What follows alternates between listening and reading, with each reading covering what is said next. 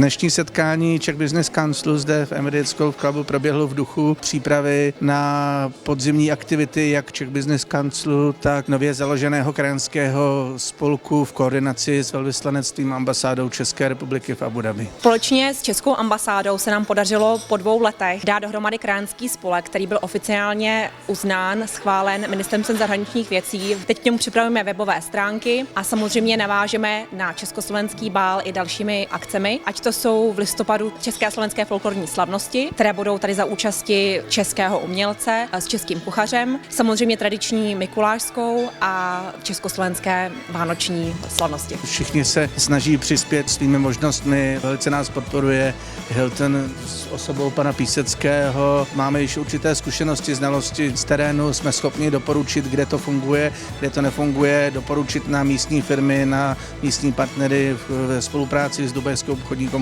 Poskytujeme informace o kalendáři akcí, o tom, co se tady odehrává. Ve Spojených arabských emirátech působí velké množství Čechů profesionálů i českých firm. Akce Czech Business Council dávají možnost těmto lidem setkat se společně a prodiskutovat aktuální témata a problémy, které jejich biznesu trápí. Určitě je to hodně potřebný, že se každý měsíc nebo každý 2 měsíce setkáme s ostatními Čechy, kteří tady žijí v Emirátech.